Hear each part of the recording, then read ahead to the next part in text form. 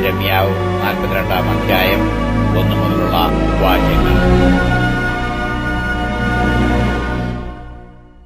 അനന്തരം എല്ലാ പടത്തലവന്മാരും കാരേഹിന്റെ മകനായ യോഹാനാനും ഹോശയ്യാവിന്റെ മകനായ യെസന്യാവും ആബാലവൃത്തം സർവ്വജനവും അടുത്തുവന്ന് യിരെമ്യാ പ്രവാചകനോട്, നിന്റെ ദൈവമായ യഹോവ ഞങ്ങൾ നടക്കേണ്ടുന്ന വഴിയും ഞങ്ങൾ ചെയ്യേണ്ടുന്ന കാര്യവും ഞങ്ങൾക്ക് അറിയിച്ചു തരേണ്ടതിന് ശേഷിച്ചിരിക്കുന്ന ഈ സകല ജനവുമായി ഞങ്ങൾക്കു വേണ്ടി നിന്റെ ദൈവമായ യഹോവയോട് പ്രാർത്ഥിക്കണമെന്നുള്ള ഞങ്ങളുടെ അപേക്ഷ അംഗീകരിക്കണമേ.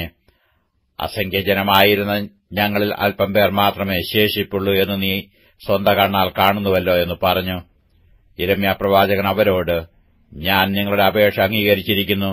നിങ്ങൾ പറഞ്ഞതുപോലെ ഞാൻ നിങ്ങളുടെ ദൈവമായ യഹോവയോട് പ്രാർത്ഥിക്കും. യഹോവ നിങ്ങൾക്ക് ഉത്തരമരുളുന്നതെല്ലാം ഞാൻ നിങ്ങളെ അറിയിക്കും, ഒന്നും മറച്ചുവെക്കുകയില്ല എന്ന് പറഞ്ഞു. അവർ യിരെമ്യാവോട്, നീ മുഖാന്തരം നിന്റെ ദൈവമായ യഹോവ ഞങ്ങളോട് അരുളി ചെയ്യുന്നതുപോലെയൊക്കെയും ഞങ്ങൾ ചെയ്യാതെ ഇരുന്നാൽ യഹോവ നമ്മുടെ മധ്യേ സത്യവും വിശ്വസ്തതയുമുള്ള സാക്ഷിയായിരിക്കട്ടെ. ഞങ്ങൾക്ക് നിന്നെ പറഞ്ഞയക്കുന്ന ഞങ്ങളുടെ ദൈവമായ യഹോവയ്ക്ക് വാക്ക് കേട്ടനുസരിച്ചിട്ട് ഞങ്ങൾക്ക് ഗുണം വരേണ്ടതിന് നമ്മുടെ ദൈവമായ യഹോവയുടെ വാക്ക് ഗുണമായാലും ദോഷമായാലും ഞങ്ങൾ കേട്ടനുസരിക്കും എന്ന് പറഞ്ഞു. 10 ദിവസം കഴിഞ്ഞ ശേഷം യിരെമ്യാവിന് യഹോവയുടെ അരുളപ്പാടുണ്ടായി. അവൻ കാരേഹിന്റെ മകനായ യോഹാനാനെയും കൂടെ ഉണ്ടായിരുന്ന എല്ലാ പടത്തലവന്മാരെയും ആബാലവൃദ്ധം സകല ജനത്തെയും വിളിച്ചു അവരോട് പറഞ്ഞത്, നിങ്ങളുടെ അപേക്ഷ ബോധിപ്പിപ്പാൻ നിങ്ങളെന്നെ പറഞ്ഞയച്ച് ഇസ്രായേലിന്റെ ദൈവമായ യഹോവ ഇപ്രകാരം അരുളി ചെയ്യുന്നു.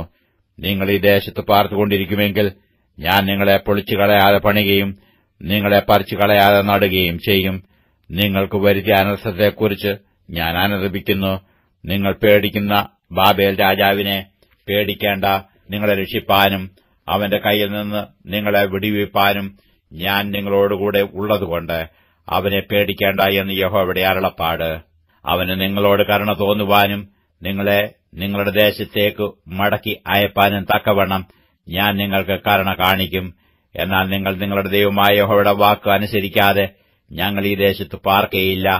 യുദ്ധം കാണുവാനില്ലാത്തതും കാഹളനാദം കേൾപ്പാനില്ലാത്തതും ആഹാരത്തിന് മുട്ടില്ലാത്തതുമായി ഇസ്രായേൽ ദേശത്ത് ചെന്ന് പാർക്കും എന്ന് പറയുന്നുവെങ്കിൽ, യഹൂദയിൽ ശേഷിപ്പുള്ളവരെ, ഇപ്പോൾ യഹോവയുടെ വചനം കേൾപ്പീൻ.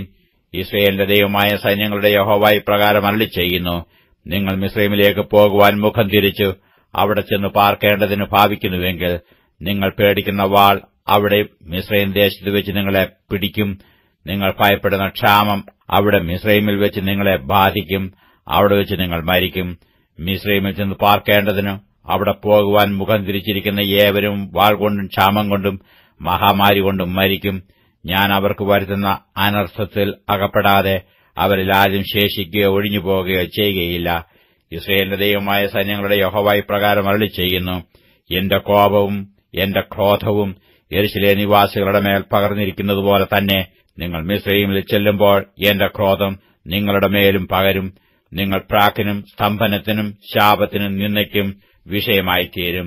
ഈ സ്ഥലം നിങ്ങൾ ഇനിയും കാണുകയുമില്ല. യഹൂദയിൽ ശേഷിപ്പുള്ളവരെ, നിങ്ങൾ മിസ്രയീമിൽ പോകരുത് എന്ന് യഹോവ കൽപ്പിക്കുന്നു.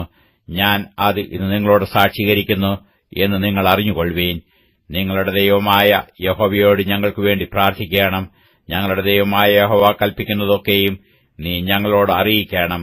ഞങ്ങളതുപോലെ ചെയ്യും എന്ന് പറഞ്ഞു നിങ്ങൾ എന്നെ നിങ്ങളുടെ ദൈവമായ യഹോവയുടെ അടുക്കൽ അയച്ചു. ഞാൻ ഇന്ന് അത് നിങ്ങളോട് അറിയിക്കുകയും ചെയ്തു. നിങ്ങളോ നിങ്ങളുടെ ദൈവമായ യഹോവയുടെ വാക്ക് ഞാൻ മുഖാന്തരം അവൻ നിങ്ങളോട് അറിയിച്ച കാര്യമൊന്നും അനുസരിച്ചിട്ടില്ല. ഇതിൽ നിങ്ങൾ നിങ്ങളെ തന്നെ ചതിച്ചിരിക്കുന്നു. ആകയാൽ നിങ്ങളിപ്പോൾ ചെന്ന് പാർപ്പാൻ ആഗ്രഹിക്കുന്ന സ്ഥലത്തുവെച്ച് നിങ്ങൾ വാൾ കൊണ്ടും ക്ഷാമം കൊണ്ടും മഹാമാരി കൊണ്ടും മരിക്കും എന്ന് അറിഞ്ഞുകൊള്ളുവീൻ.